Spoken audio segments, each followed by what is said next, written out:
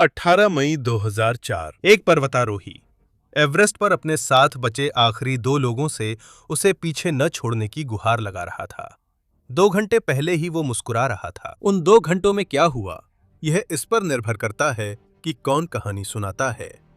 चरम सीमा पर आपका स्वागत है, जहां दाव ऊंचे हैं, लेकिन यहां कोई भी महज एक सुर्खी नहीं है। 2003 के अंत में वॉशिंगटन डीसी में ये व्यक्ति डॉक्टर निल्स अंतेजाना, उन्होंने अपने गाइड को एवरेस्ट पर चढ़ाई के लिए सारे खर्चे उठाने की पेशकश की, जिसमें उड़ान, उपकरण और शेरपा सब कुछ शामिल था। साथ ही अगर वे दोनों जीवित घर लौटते हैं तो $10,000 का बोनस भी। गाइड का नाम था गुस्तावो लिस्सी। वे दोनों एंडीज साथ चढ़े थे और गुस्तावो की वेबसाइट के अनुसार उन्होंने 2000 में एवरेस्ट फतह किया। निल्स के लिए अपनी जान उसके भरोसे लगाने को इतना ही काफी था। ये दुनिया की सबसे ऊंची चोटी पर चढ़ने का उसका आखिरी मौका था। उसे ये पता नहीं था कि वही गाइड एक दिन उसकी घर वापसी न होने की वजह बनेगा।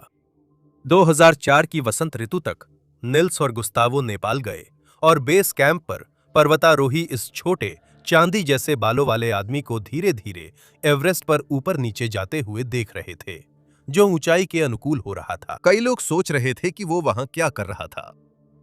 कुछ लोग तो कहते कि उसका उस पहाड़ पर कोई काम नहीं था, लेकिन फिर भी उस सीजन में बहुत से लोगों का एवरेस्ट पर होना ही नहीं चाहिए था। 2004 तक बेस कैंप एक अभियान पोस्ट से ज्यादा एक बिना कानून वाले सीमावर्ती कस्बे जैसा बन गया था। उस सीजन में पर्वतारोही अपने ऊंचे कैंपों तक सामान ले जाते थे। 26,000 फीट की ऊंचाई पर एक जिप टेंट के अंदर खाना और बोतलबंद ऑक्सीजन दबा देते थे और फिर असली शिखर चढ़ाई के लिए लौटते थे। लेकिन जब लौटते तो पाते कि उनकी बोतलें और खाना चोरी हो चुका है। पहाड़ के दूसरी तरफ एक अभियान नेता ने अपने ही कैंप में अपनी पत्नी को बेहोश होने तक पीटा, जबकि उसकी टीम देखती रही और कुछ नहीं किया। वहां कोई पुलिस नहीं थी, यह कोई जवाबदेही या नियम नहीं थे।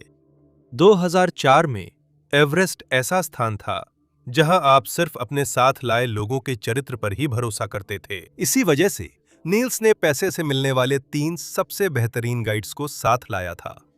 2 अनुभवी शेरपा, बिग दोरजी और मिंगमा, दोनों पहले भी शिखर पर जा चुके थे। उसके साथ सहारे के लिए उसका गाइड और दोस्त गुस्तावो भी था। मई के मध्य तक पूर्वानुमानों ने दिखाया कि ऊपर तेज हवाएं शांत हो रही हैं और शिखर चढ़ाई के लिए मौसम की एक दुर्लभ अनुकूल अवधि खुल रहा है। और फिर 17 मई 2004 की रात को 26,000 फीट की ऊंचाई पर बने आखिरी कैंप से नील्स अंतेजाना ने अपनी हेडलैम्प जलाई और दुनिया की सबसे ऊंची चोटी की ओर चढ़ाई शुरू की। शिखर की चढ़ाई वाली रात आमतौर पर रात के 10 या 11 बजे शुरू होती है, क्योंकि कैंप 4 से चोटी तक का सफर 12 घंटे की चढ़ाई है। अगर सब कुछ ठीक रहा, आपको वहां देर सुबह तक या दोपहर की शुरुआत तक पहुंचना चाहिए और फिर आपको लगभग तुरंत ही वापस नीचे आना होगा, क्योंकि नीचे उतरने के लिए आपके पास पर्याप्त दिन का उजाला और पर्याप्त बोतलबंद ऑक्सीजन बची होनी चाहिए। हिमालय में हर अनुभवी पर्वतारोही जानता है कि शिखर केवल आधा रास्ता है। अंतिम लक्ष्य वही टेंट है जो आपने छोड़ा था। निल्स ने पूरी रात चढ़ाई में बिता दी, बहुत धीरे धीरे, एक एक कदम, एक एक सांस लेते हुए तेज टीमें उसे अंधेरे में पार कर गईं। सुबह हो गई, सुबह बीतती गई। जो टीमें उससे पहले शुरू हुई थीं, वे डरावनी गति से उसे पीछे छोड़ रही थीं, लेकिन वो डरा नहीं था। यही तो उसने योजना बनाई थी। और 18 मई 2004 को सुबह करीब 10 बजे मिल्स अंतेजाना ने बर्फ के आखिरी कुछ फीट चढ़े और माउंट एवरेस्ट की चोटी पर खड़े हो गए। आखिरकार उन्होंने ये कर दिखाया था। अब वो वहां खड़े होने वाले सबसे बुजुर्ग इंसानों में से एक बन गए थे।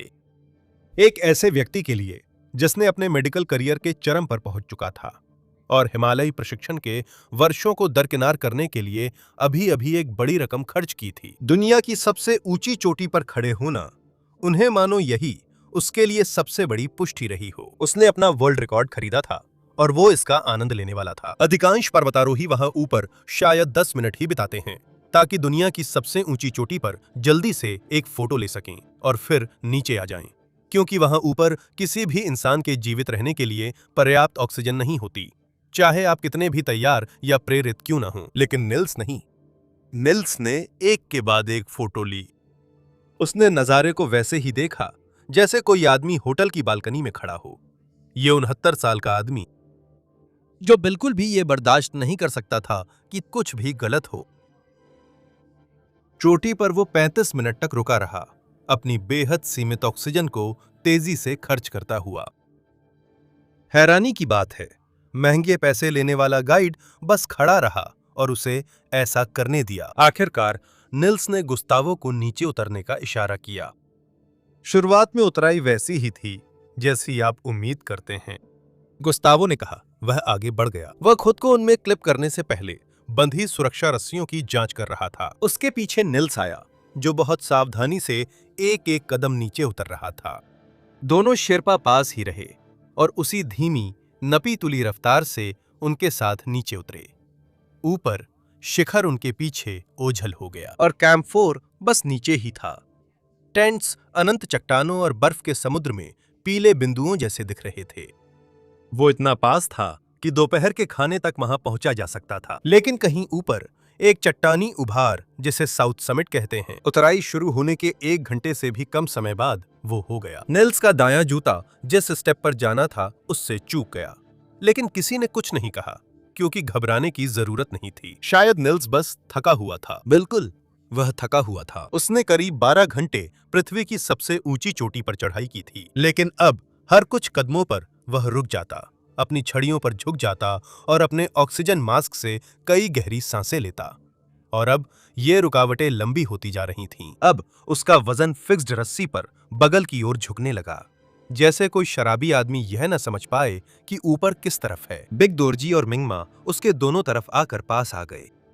थोड़ा और नीचे उतरने पर जब एक ने उससे बात की तो जवाब में शब्द लड़खड़ाए और उलझे थे। उन्हें पता था कि क्या हो रहा है। निल्स की खोपड़ी के अंदर उसका दिमाग सूझ रहा था और एक तय क्रम में चीजों को बंद कर रहा था। सबसे पहले संतुलन, वो था बूट। बोलना दूसरे नंबर पर और निर्णय तीसरे नंबर पर। और निर्णय के बाद बाकी सब कुछ। नील्स क्लिनिकल पैथोलॉजिस्ट थे।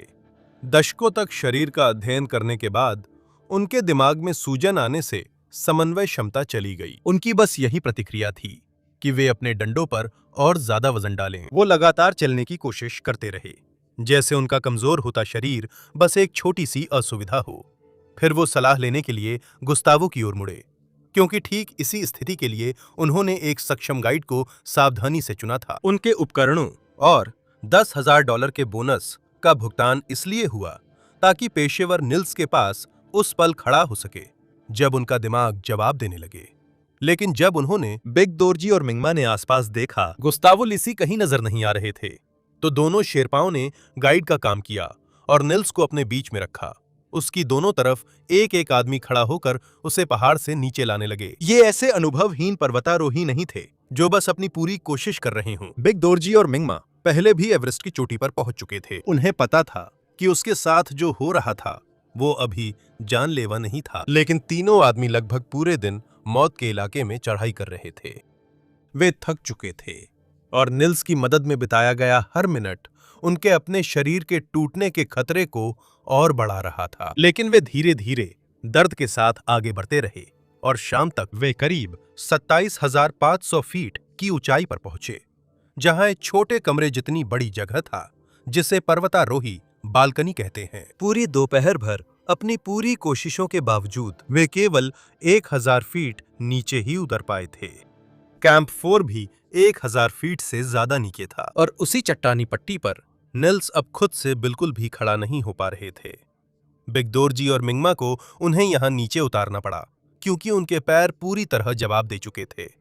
उनका शरीर घंटों की कठिन चढ़ाई के बाद बस अपनी सीमा तक पहुंच चुका था। अब दोनों शेरपाओं के सामने कठिन फैसला लेने की चुनौती थी। वे निल्स को नीचे नहीं ले जा सकते थे क्योंकि बालकनी के नीचे लंबी खड़ी बर्फीली ढलान थी और वे दोनों 24 घंटे से ज्यादा चढ़ाई कर रहे थे। वे पहले से ही बहुत ज्यादा, लगभग हद से ज्यादा थक चुके थे।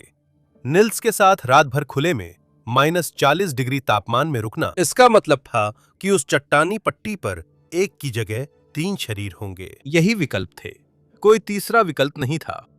क्योंकि वो आदमी जिसका काम तीसरा विकल्प बनाना था कहीं नजर नहीं आ रहा था। तो उन्होंने वही किया जो वे कर सकते थे। उन्होंने निल्स को बर्फ में सीधा बैठा दिया, उसकी पीठ ढलान के सहारे। उन्होंने उसके पास बर्फ में ऑक्सीजन की बोतलें रख दीं, इतनी पास कि उसके हाथ उन्हें छू सकें। उम्मीद थी कि आराम और ऑक्सीजन से उसमें इतनी ताकत आ जाएगी कि वो एक बार और खड़ा हो सके, फिक्स्ड रस्सी को पकड़ सके और अपनी ही ताकत से पहाड़ से नीचे उतर सके। उस वक्त निल्स का दिमाग बंद हो गया था। सूजन ने शायद उसकी बची खुची समझ का ज्यादातर हिस्सा छीन लिया होगा, पर कुछ चीजों में पूरी स्पष्टता जरूरी नहीं होती। उसे पता चल गया था कि वे क्या करेंगे। बिग दोरजी के अनुसार निल्स ने हाथ बढ़ाकर उनके पैरों को पकड़ लिया। फिर उसने कहा, पहाड़ मेरा घर है, मुझे मत छोड़ो। एक पल के लिए कोई भी नहीं हिला।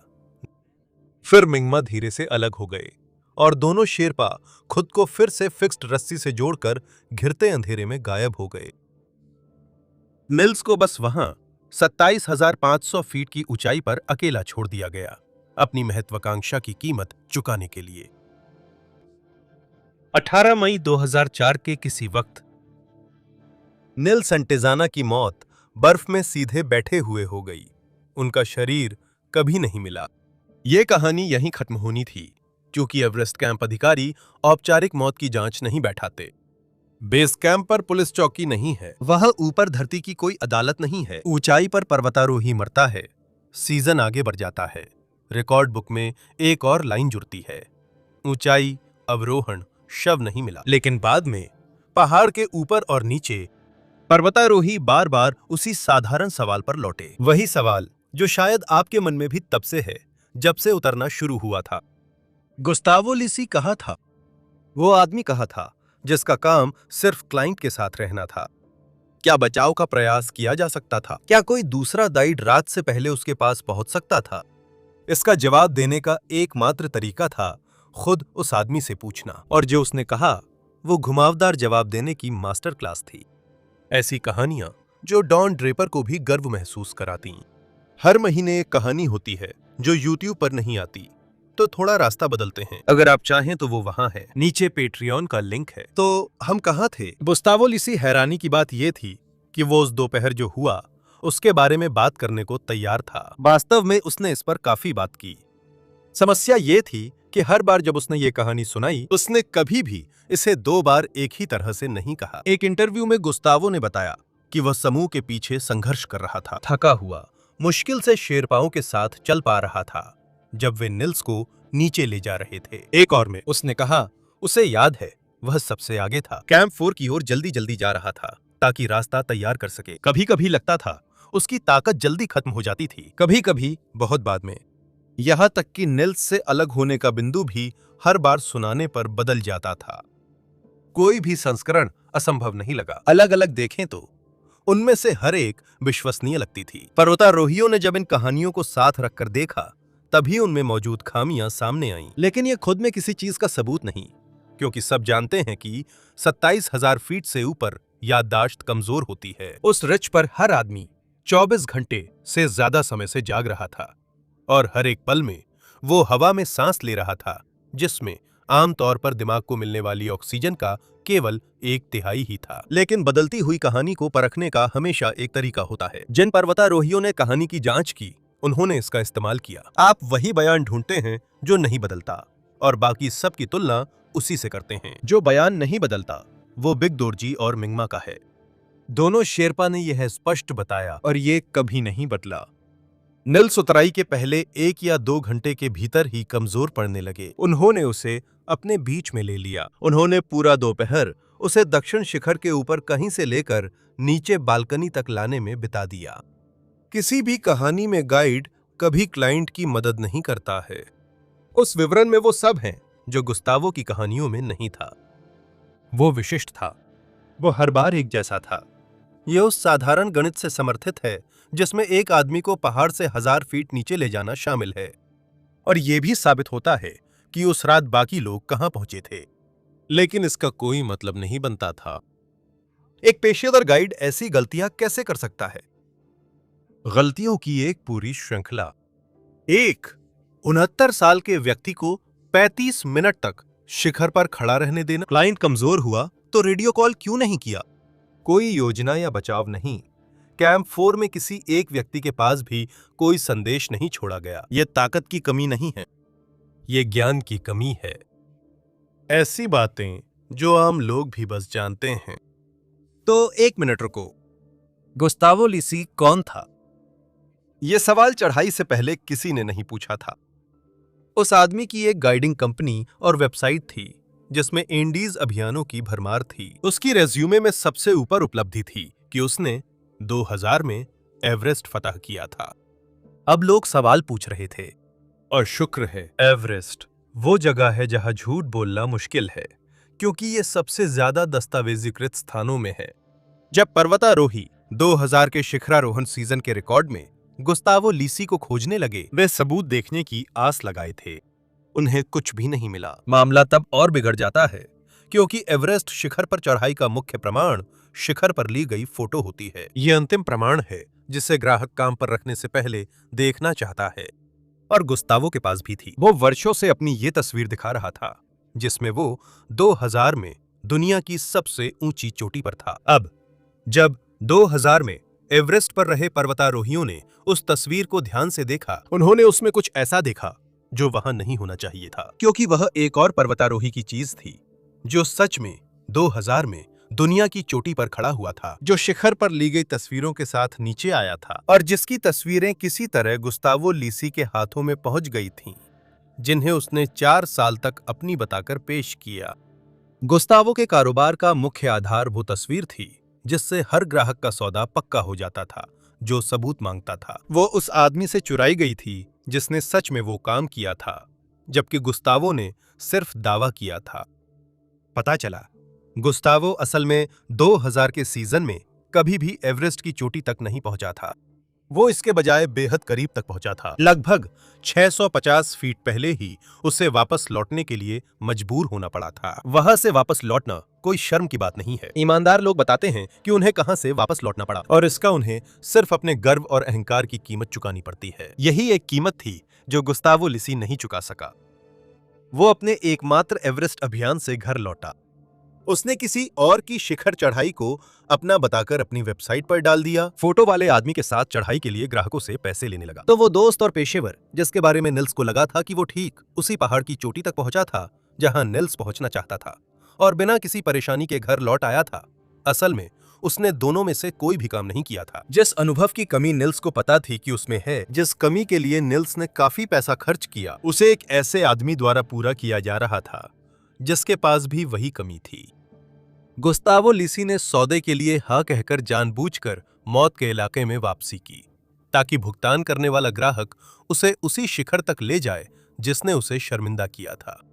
निल्स को इसकी जानकारी नहीं थी। उसे लगा वो ऐसा अनुभव खरीद रहा है जो उम्र से जुड़ी कमी पूरी करेगा। इसके बजाय उसने अनजाने में अपनी जिंदगी ऐसे इंसान के हाथों में सौंप दी जिसने अपना अनुभव एक झूठ पर बनाया था।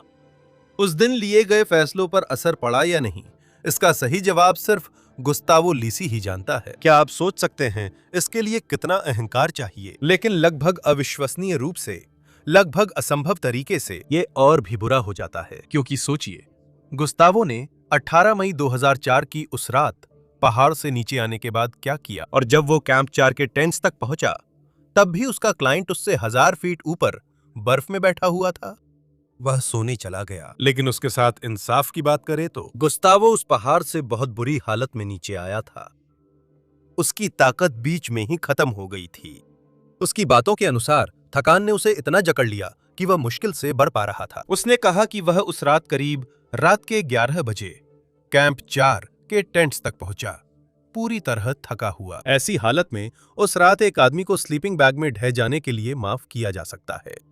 डेड जोन सभी को पूरी तरह थका देता है, शायद उसमें कुछ भी बाकी नहीं था, लेकिन नींद एक आदमी को फिर से ताकत देती है। पर गुस्तावो के पास जो जानकारी थी वो किसी के जागने का इंतजार नहीं कर सकती थी। वो कैंप 4 में अकेला इंसान था जिसे पता था कि उसका 69 साल का क्लाइंट अभी भी वहां ऊपर है, अभी तक खतरे से बाहर नहीं है, और उसके चारों ओर साउथ कोल पर दूसरी टीमों के टेंट थे जिनमें पूरी ऑक्सीजन की बोतलें थीं। उनमें से किसी को भी जो हुआ था वो बताने के लिए बस कुछ शब्द कहने थे। उसने किसी को नहीं बताया। उस रात और 19 मई की सुबह किसी को सतर्क नहीं किया, ना तो आराम के बाद, ना ही ऑक्सीजन मिलने के बाद, ना ही आखिरी सुबह के घंटों में, जब यह भी मुमकिन था कि निल्स का दिल अब भी धड़क रहा हो। फिर भी कुछ सार्वजनिक हुआ, क्योंकि अगले दिन गुस्तावो लिसी की वेबसाइट पर अपडेट आया और दुनिया ने जो देखा वो हिमालय से अच्छी खबर थी। एक सफल अभियान, माउंट एवरेस्ट की चोटी पर पहुंचना। अगर आप पूर्व या भविष्य के क्लाइंट होते और वो अपडेट पढ़ते तो सब कुछ सही हुआ था। गाइड ने एक बार फिर कमाल कर दिया था। जिस क्लाइंट के पैसे से उस अभियान का खर्चा चला था, जो उस अपडेट के समय भी कैंप 4 से 1000 फीट ऊपर ठंड में और बेबस बैठा था, उसका कहीं भी जिक्र नहीं था। ऐसा लगा मानो वो कभी था ही नहीं। लेकिन ग्लैडिस के लिए वो बिल्कुल मौजूद था। ग्लैडिस अंटेजाना निल्स के साथ 38 साल से शादीशुदा थी और 38 सालों में काम करते और इससे पहले आए हर पहाड़ पर चढ़ते हुए उनके बीच ये समझौता था कि खतरनाक काम निल्स करेंगे, और जैसे ही वो सुरक्षित होते फोन बज जाता था। उन्होंने कभी इस समझौते को नहीं तोड़ा था, करीब 4 दशकों में एक बार भी नहीं। उस हफ्ते ग्लैडिस बाल्टीमोर के एक अस्पताल में मामूली सर्जरी के बाद उबर रही थीं। तो 18 मई को वह वहां लेटी हुई अपने दिमाग में समय का अंतर निकाल रही थी। अगर वह सुबह चोटी पहुंचेगा तो शाम तक कैंप लौट आएगा, जिसका मतलब है कि उसे जल्द ही कॉल करना था। फिर 18 तारीख खत्म हो गई और 19 तारीख भी आकर चली गई। शिखर पर पहुंचने के 2 दिन बाद फोन आया, लेकिन लाइन पर उसके पति की आवाज नहीं थी। वो एक मजबूत आवाज थी जो उसे बता रही थी कि उसके पति दुनिया की सबसे ऊंची चोटी पर पहुंच गए हैं, कि वो वहां ऊपर बेहद खुश थे। लेकिन नीचे आते वक्त कुछ गड़बड़ हुई थी और निल्स वापस कैंप नहीं लौट पाए। आवाज ने कहा वो चला गया। फिर उसी कॉल में उसने पूछा उसके पति की चीजें वह उसे कहां भेजे। ग्लैडिस के पास बस यही था, न शव था, न कोई समझ आने वाली व्याख्या, बस एक वादा था जो आखिरकार टूट गया था। अधिकतर परिवारों के लिए यही सब खत्म हो जाता है। आप सच में क्या कर सकते हैं? शव के बिना अंतिम संस्कार नहीं होता। जहां पुलिस नहीं वहां रिपोर्ट भी नहीं होती। एवरेस्ट आपके सामने दरवाजा बंद कर देता है और उसके पीछे की इंडस्ट्री बस कंधे उचका देती है। पहाड़ खतरनाक है, उसे जोखिमों का पता था, और गुस्तावो वहां जो कुछ भी हुआ उससे बच निकलता। अगर फाबियोला अंतेजाना नहीं होती। फाबियोला निल्स की बेटी थी। कुछ ही दिनों में उस कॉल के बाद वो काठमांडू के लिए विमान में थी, क्योंकि फाबियोला 6 हफ्तों तक अंधेरे में घर पर इंतजार नहीं कर रही थी। उसे पूरे अभियान के दौरान अपने पिता की खबर मिलती रही थी, और उन हफ्तों के दौरान कहीं उसकी रोजमर्रा की जिंदगी की सामान्य खबरों और उसके पिता की आखिरी बड़ी तारोहण यात्रा के बीच कहीं कुछ और भी चुपके से आ गया था। निल्स और गुस्तावो के बीच चीजें वैसे नहीं चल रही थीं जैसी उन्हें चलनी चाहिए थीं, और उसके पिता उसे सब बताते थे। इसका खुद में कोई खास मतलब नहीं था। हर लंबी यात्रा में ग्राहक और गाइड उलझते रहते हैं। यह कोई कारण नहीं था कि आप यात्रा छोड़ें, लेकिन आगे जो हुआ उसमें यही सबसे अहम था, क्योंकि जब वो संवेदना भरी कॉल आखिरकार ग्लैडिस को आई, धरती पर सभी ने इसे पर्वतारोहण त्रासदी के रूप में सुना। फैबियोला कुछ और ही सुन रही थी, खासकर जब उसके पिता को जिस गाइड से परेशानी हो रही थी वही गाइड उसके बिना नीचे आया, 2 दिन तक खबर छुपाए बैठा रहा और अब अजीब तरह से उसकी चीजें भेजने की जल्दी में था। इसलिए वो इसे छोड़ने को तैयार नहीं थी। उसे जानना था कि क्या हुआ। उसकी पहली कोशिश अभियान के अपने कागजी रिकॉर्ड्स को देखना था, और इससे पहली बार पता चला कि उसके पिता की मौत को पहले ही एक सामान्य ऊंचाई जनित मौत के रूप में दर्ज कर लिया गया था। न कोई जांच शुरू हुई, न इसकी कोई योजना थी। नेपाल सरकार निल्स अंतेजाना के मामले को उनकी बेटी के विमान के उतरने से पहले ही निपटा चुकी थी, तो वो लोगों के पास चली गई। उसने उस सीजन में पहाड़ से जुड़े लोगों को ढूंढना शुरू किया, लेकिन सीजन खत्म हो गया था और गवाह 1 दर्जन देशों में बिखर चुके थे, और जिनसे वो संपर्क कर सकती थी उनका करियर वहीं पर टिका था। वे करियर जो गाइड्स के खिलाफ गवाही देने पर टिकते नहीं। लोग शिष्ट थे और उसके दुख पर बहुत अफसोस जता रहे थे, लेकिन उन्होंने बहुत कम बातें कहीं। बस शेरपा की कहानी और गुस्तावो की बदलती कहानियां ही सुनने को मिली। लेकिन जब काठमांडू में भी कोई जवाब नहीं मिला, तब भी उसने अपने सवाल पर्वतारोहण समुदाय के पत्रकारों और जांचकर्ताओं तक पहुंचाए।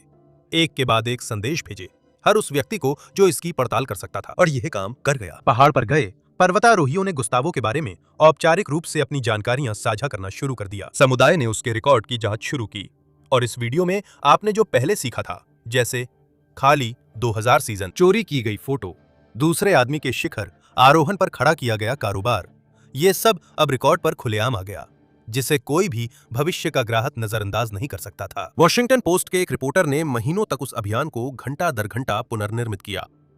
पुलित्जर विजेता पत्रकार माइकल कोट्टास, जो उसी सीजन में एवरेस्ट पर चढ़े, ने इस घटना को अपनी किताब का मुख्य विषय बनाया और बताया कि एवरेस्ट अब क्या बन गया है। इस वीडियो में तय किया रास्ता उन्हीं का काम है। एक बेटी द्वारा शुरू किया गया, जिसके पास न बैज था, न अधिकार क्षेत्र और न ही दफनाने के लिए कोई शव, जिसने तय किया कि पहाड़ खतरनाक है।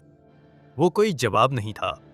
तो इतने साफ सबूतों वाले मामले में आप सोचेंगे कि ये एक बिल्कुल साफ मामला है ना? गुस्तावो को लापरवाही या परित्याग जैसे आरोपों में गिरफ्तार किया जाना चाहिए था, या कम से कम धोखाधड़ी के आरोप में। असल में हुआ क्या था? ये रहा कुछ भी नहीं। याद रखिए, नेपाल सरकार ने निल संटिजाना की मौत को पहले ही एक सामान्य ऊंचाई जनित मौत के रूप में दर्ज कर लिया था और जांच करने से इनकार कर दिया था, क्योंकि कोई और अदालत ये मामला उठा ही नहीं सकती थी।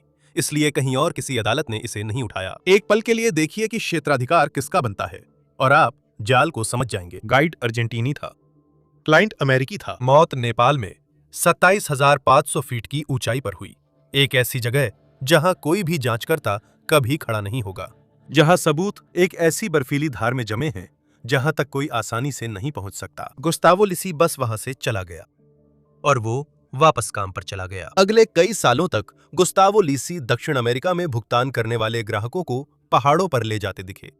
नए ग्राहक, जिन्होंने वेबसाइट देखी, बायोडाटा पढ़ा और सामने वाले पर निल्स की तरह भरोसा किया। ऐसी दुनिया में जहां अदालतें नहीं, वहां बेनकाब होना ही सजा है। चढ़ाई के क्षेत्र में उसका नाम बिना नियमों वाली चढ़ाई में हर गलत चीज का प्रतीक बन गया। फोरम्स पर पर्वतारोही पूछते थे कि ये आदमी अब भी कैसे काम कर रहा है और वो अब भी प्रतिष्ठित अल्पाइन क्लबों की सदस्यता कैसे बनाए हुए है, और हर बार इसका जवाब वही था जो नेपाल ने फाबियोला को दिया था। उसे रोकने का किसी को अधिकार नहीं था। ऊंचाई पर गाइडिंग में जांच पड़ताल बस क्लाइंट को खुद ही करनी पड़ती है, और क्लाइंट्स क्लाइंबिंग फोरम्स नहीं पढ़ते, वे वेबसाइट्स पढ़ते हैं। जिस सिस्टम ने गुस्तावो लिसी को सजा नहीं दी, वही सिस्टम उसे शुरू में ही गाइड करने भी देता है। वो कभी नहीं बदला। अंतेजाना परिवार के सीधे सामना करने पर गुस्तावो लिसी ने हादसे की सबसे चौंकाने वाली बात कही। उसने इनकार किया कि वो कभी निल्स का गाइड था। गुस्तावो ने जैसा बताया, वो बस निल्स का एक दोस्त था जो संयोग से उसी अभियान में था। जिस व्यक्ति पर अपनी जान का भरोसा करने के लिए निल्स आधी दुनिया पार करके गया था, उसने बाद में कहा कि वो कभी उसका गाइड नहीं था, बस एक दोस्त जो वह संयोग से था। निल्स अंतेजाना के मामले में किसी पर आरोप नहीं लगा। 12 साल बाद एक और पर्वतारोही उसी मृत्यु क्षेत्र में गया, वही भूख लिए कि दुनिया को कुछ साबित करना है। बस इस बार वहां कोई गाइड नहीं होगा जो इल्जाम अपने सिर ले सके। वो कहानी अब आगे है।